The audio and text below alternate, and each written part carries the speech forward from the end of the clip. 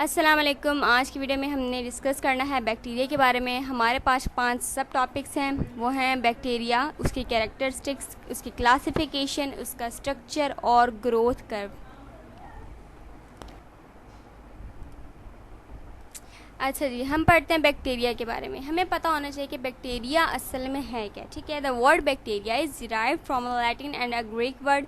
Latin और Greek word से मिला है कौन सा वर्ड है ये जी? बैक्टीरिया, जिसके मीनिंग असल में रॉड के हैं। जब हम बैक्टीरिया को देखते हैं तो हमें एक रॉड टाइप शेप नज़र आती है और इसी वजह से इसका नाम जो है वो बैक्टीरिया रखा गया है। Bacteria is a micro organism. हमें पता है कि एक माइक्रो ऑर्गेनिज्म है। माइक्रो ऑर्गेनिज्म वो होते हैं जिन्हें हम लोग अपने नेकेड आई या आम आँख से नहीं देख सकते। हमें उन्हें देखने के लिए माइक्रोस्कोप का यूज़ करना पड़ता है। ठीक है, with few micrometer in length. Micrometer एक बहुत ही स्मॉल यूनिट है, तो जाहिर है जब हम इसे माइक्रोस्कोप से देख रहे हैं तो उसकी लेंथ भी माइक्रोमीटर्स में ही होगी। And have a wide range of shapes, मतलब शेप्स इसकी बहुत सारी वेराइटीज़ में हमारे पास होती हैं। जैसे कि राउंड होते हैं बैक्टीरिया, ओवल शेप में होते हैं, रॉड शेप, स्पायरल शेप, वो हम आगे की जो है ना टॉपिक्स में डिस्कस करेंगे। ठीक है, first discovered by Antonie van Leeuwenhoek ने डिस्कवर कर दिया इसको। ठीक है, इन 1676 में। ठीक, study about bacteria is known as bacteriology. ठीक है, जब हम स्टडी करते हैं बैक्टीरिया के बारे में तो ये एक हमारी बायोलॉजी की ब्रांच अलग बन जाती है और उसको हम बैक्टीरियोलॉजी कह रहे होते हैं। While study about the harmful effect of bacteria on human body is known as medical bacteriology.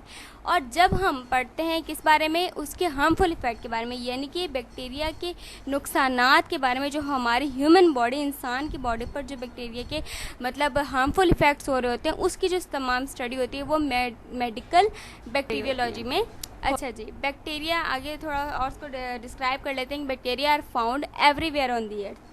अगर हम ये कहें कि दुनिया की कोई भी जगह ऐसी खाली नहीं है कि जहाँ पे बैक्टीरिया नहीं हो। बैक्टीरिया दुनिया में हर जगह मौजूद है। ठीक है, bacteria are found everywhere on the earth. For example in soil, मट्टी में, वाटर, पानी में, एयर, हवा में, डीप अर्थ क्रस्ट में, रेडियो एक्टिव बेस में, एसिडिक हॉट स्प्रिंग, हर जगह पर बैक्टीरिया हमारे पास मौजूद होते हैं। A single gram of soil contain 40 millions of bacteria, यानी कि अगर 1 ग्राम हम मट्टी लेते हैं, ठीक है, उसमें 40 मिलियन जो है हमारे पास बैक्टीरिया मौजूद होते हैं। While a million bacteria found in an ml of fresh water. अगर 1 ml हमारे पास फ्रेश वाटर है तो उसमें भी हमारे पास मिलियंस ऑफ बैक्टीरिया होते हैं। ठीक है, एन ml का मतलब ये कि 1 ml ऑफ बैक्टीरिया। ठीक है, शॉर्ट टर्म जैसी बहुत सारी होती हैं तो इसको पता होना ज़रूरी होता है। However, only few of these are harmful to human body, cause disease। अच्छा, इनमें सारे बैक्टीरिया जो हैं, क्योंकि हमें पता है कि दुनिया में हर जगह बैक्टीरिया हैं तो इस तरह तो इंसानों का रहना ही मुश्किल हो जाए, लेकिन सारे बैक्टीरिया जो हैं वो हार्मफुल नहीं होते ह्यूमंस के लिए। कुछ बैक्टीरिया ऐसे होते हैं कि जो हमारी बॉडी को नुकसान पहुंचाते हैं और उसकी वजह से डिजीज़ कॉज हो रही होती है। They produce more oxygen than plant. और बैक्टीरिया जो ऑक्सीजन प्रोड्यूस करते हैं उसका अमाउंट प्लांट से भी ज़्यादा होता है। बैक्टीरिया प्लांट से ज़्यादा ऑक्सीजन प्रोड्यूस कर रहे होते हैं। Bacteria are earlier form of life from on earth. हमारे मतलब लाइफ आने से पहले बैक्टीरिया जो है वो अर्थ पर एग्जिस्ट करते हैं, बहुत ही पहले से। ठीक है, there fossils are found 2.5 billion years ago, यानी कि आप अंदाज़ा लगा सकते हैं कि उनके जो फॉसिल्स मिले हैं, फॉसिल्स हम बोलते हैं वाक़ियात को, जो कि जानदार चीज़ों के मिल जाते हैं, उसकी हम स्टडी करते हैं पेलियोंटोलॉजी में, एक अलग ब्रांच हो गई। अच्छा, मतलब कि आप अंदाज़ा लगा सकते हैं कि 2.5 बिलियन ईयर्स अगो का मतलब ये कि बहुत पहले से ये जो है वर्ल्ड में एग्जिस्ट कर रहे हैं। अच्छा जी, दूसरा सब टॉपिक हमारे पास है कैरेक्टरिस्टिक्स ऑफ बैक्टीरिया। ठीक है, size of bacteria range between 0.5 to 5 micrometres. हमने बोला था कि इसका जो साइज़ है वो माइक्रोमीटर्स में होगा, तो कितने माइक्रोमीटर्स है इस बात को अपने ध्यान में रखना है कि 0.5 से लेकर 5 माइक्रोमीटर तक बैक्टीरिया हो सकते हैं। ठीक, दे आर प्रोकैरियोट माइक्रोब्स। ठीक है, प्रोकैरियोट है तो हमें पता है कि have no membrane bounded nucleus and mitochondria, यानी कि इनके जो न्यूक्लियस है उसके ऊपर न्यूक्लियर मेम्ब्रेन भी नहीं होती और माइटोकॉन्ड्रिया जो उसके ऊपर भी मेम्ब्रेन नहीं होती है। यानी कि अगर हम ये कहें कि इनका जो न्यूक्लियस है वो वेल डिफाइंड नहीं है। ठीक है, तो ये प्रोकैरियोट्स हैं। Have a single chromosomes as genetic material. इनके पास जो है एक सिंगल क्रोमोसोम होता है उनके जेनेटिक मटेरियल, यानी कि जो विरासती मादा जिसे हम बोलते हैं, उसके लिए इनके पास सिर्फ एक सिंगल क्रोमोसोम होता है, ठीक है। Enclose in are rigid cells wall made up of peptidoglycan. ये जो एक लाइन है ना, ये हमारे पास एमसीक्यूज में बहुत ज़्यादा आ जाती है कि उसकी जो सेल वॉल है वो किससे बनी होती है, हमारे पास पेप्टिडोग्लाइकेन से, बैक्टीरिया की cell wall. Some bacteria along with plasma membrane contain an additional membrane called capsule। अच्छा, यहाँ उन्होंने बोला कि प्लाज्मा मेम्ब्रेन के साथ साथ बैक्टीरिया के पास एक और मेम्ब्रेन होती है जिसे हम कैप्सूल कहते हैं। जैसे आप यहाँ देख सकते हैं ये कैप्सूल है, ठीक है। ये जो कैप्सूल है ना, ये टाइटली पैक होता है इससे हमारा सेल, ठीक है, और इसके बहुत सारे काम होते हैं, हमारे सेल को प्रोटेक्ट कर रही होती है, ठीक है। Reproduce by एमिटोसिस। एमिटोसिस के जरिए इनकी रिप्रोडक्शन हो रही है। एमिटोसिस हमारे पास क्या है, basically asexual form of reproduction, ठीक हो गया। मैनी बैक्टीरिया फॉर्म स्पोर्स, और बहुत सारे बैक्टीरिया ऐसे होते हैं जिनमें स्पोर फॉर्मेशन के जरिए जो है वो रिप्रोडक्शन हो रही होती है, स्पोर्स बना रहे होते हैं वो। Some bacteria are autotrophs while other are heterotrophs. अच्छा, ऑटोट्रॉप्स और हेटरोट्रॉप्स से हमने पढ़ा हुआ है कि कुछ वो होते हैं जो अपनी जो ग़िज़ा है यानी कि खाना है वो खुद तैयार करते हैं, और कुछ बैक्टीरिया ऐसे होते हैं जो हमारी जो अपनी ग़िज़ा जो है वो दूसरों पर डिपेंड कर रहे होते हैं, मतलब खुराक हासिल करने के लिए, ठीक है। ऑटोट्रॉप्स और हेटरोट्रॉप्स का इसलिए बोला गया, और ये दोनों तरह के होते हैं, ठीक है। कुछ ऑटोट्रॉप्स हो गए और कुछ हेटरोट्रॉप्स होगा। Most grow best at pH of 6.5 to 7, ठीक है। अब pH हमें पता है कि 1 से लेकर 14 तक होता है, तो बेस्ट pH जहाँ पे बैक्टीरिया ग्रो कर सकते हैं तो उनका 6.5 से 7 तक, यानी कि एक मॉडरेट pH है हम कह सकते हैं, ठीक है। Many act as decomposers. बहुत सारे बैक्टीरिया ऐसे जो डीकम्पोजर्स के तौर पर काम कर रहे होते हैं, रिसाइकलिंग न्यूट्रिएंट्स को रिसाइकल करते हैं, ठीक। अच्छा, न्यूट्रिशन सोर्स ऑफ बैक्टीरिया हमारे पास क्या है वो पढ़ लेते हैं कि saprobes feed on dead organic matters, ठीक है। जो मुर्दा नामियाती अजसाम से हमने उर्दू में पढ़ा हुआ है, तो उसमें मतलब उनका न्यूट्रिशन सोर्स होता है। पैरासाइट्स हो गए तो feed on a host cell. Parasite हमें पता है कि वो चीज़ें जो हमारी जो किसी से मदद लेती हैं और उसी को नुकसान भी पहुंचाती हैं, ठीक हो गया। तो ये feed on the host cell, जो किसी की सेल में रहते हैं तो होस्ट सेल से जो है अपनी फीड हासिल कर होते हैं। फोटो ऑटोट्रॉप्स, ठीक है। ये क्या, use sunlight to make food, ठीक। अपनी ग़िज़ा तो खुद बनाने, लेकिन किससे, सनलाइट से लेकर, तो हमने बोल दिया कि फोटो ऑटोट्रॉप्स।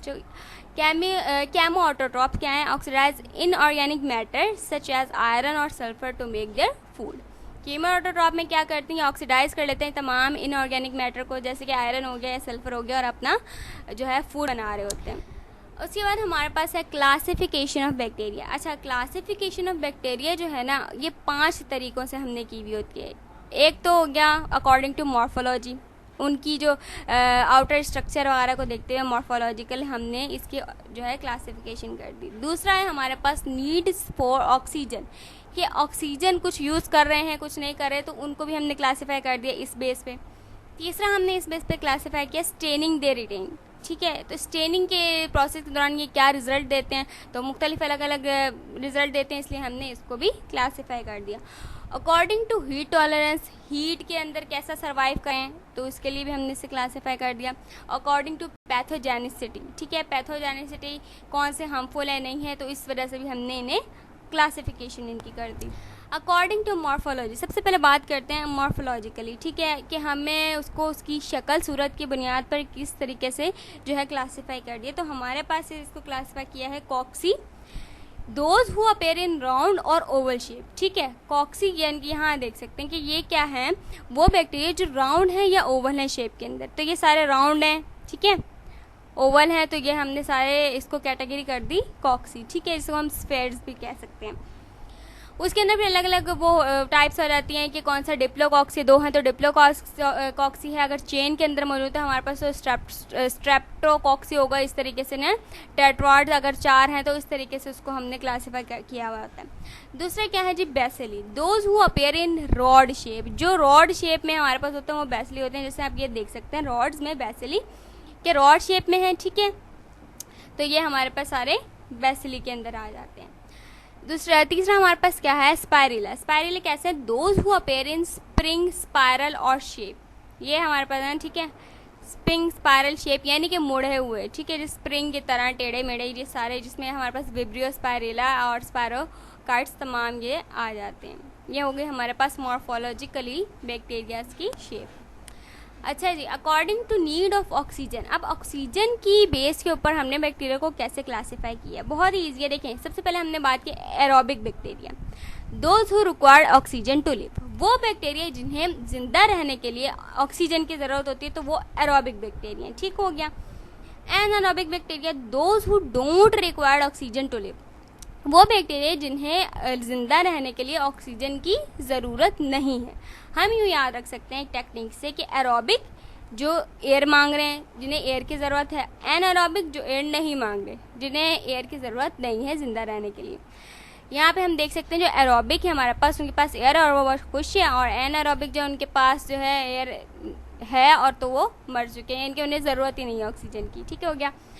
फैकल्टेटिव एरोबिक क्या है, those who can adjust in either presence और एब्सेंस ऑफ ऑक्सीजन। ऑक्सीजन हो या ऑक्सीजन ना हो, हर तरह के माहौल में सर्वाइव करने की एबिलिटी रखते हैं।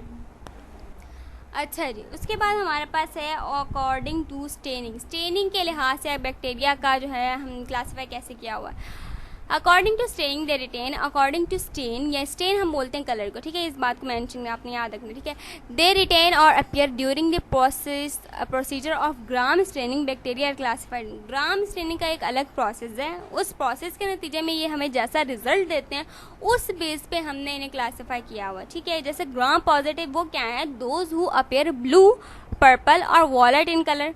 जब हम इन्हें माइक्रोस्कोप में देखते हैं बेसिकली, तो जो बैक्टीरियाज हमें ब्लू, पर्पल या वॉयलेट कलर के नज़र आते हैं, तो उसे हम बोलते हैं कि ये ग्राम पॉजिटिव बैक्टीरिया हो गए।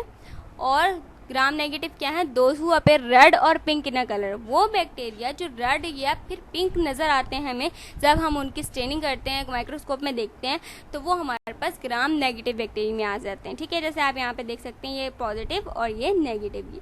जैसे ये माइक्रोस्कोप में दिखाया हुआ है, तो ग्राम पॉजिटिव कौन से वाले हैं, ये पर्पल वाले, और ग्राम नेगेटिव ये पिंक वाले। यहाँ पे इसको थोड़ा और एलिब्रेट कर दिया गया, इजीली नज़र आ रहा है कि ग्राम पॉजिटिव जितने भी हमारे पास पर्पल वाले हैं और ग्राम नेगेटिव जितने भी हमारे पास ये पिंक कलर में या रेड कलर में नज़र आ रहे हैं।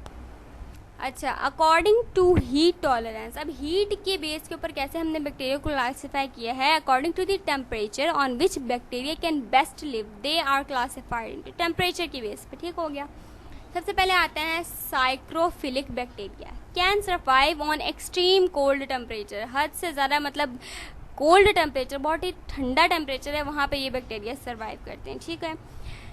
Mesophilic bacteria lives and thrives at moderate temperature. इन्हें ना ज़्यादा गर्म टेम्परेचर चाहिए रहने के लिए, ना इन्हें बहुत ज़्यादा कम टेम्परेचर चाहिए। मॉडरेट मतलब एक दरमियाने लेवल पे ये जो है सर्वाइव कर रहे होते हैं। थर्मोफिलिक बैक्टीरिया, हमें नाम से पता चल गया, थर्म यानी कि heat, can survive on extreme hot temperature. ये बहुत ही हॉट टेम्परेचर में सर्वाइव कर रहे होते हैं। तो अकॉर्डिंग टू हीट टॉलरेंस हमने इसको 3 चीज़ों में क्लासीफाई किया हुआ है।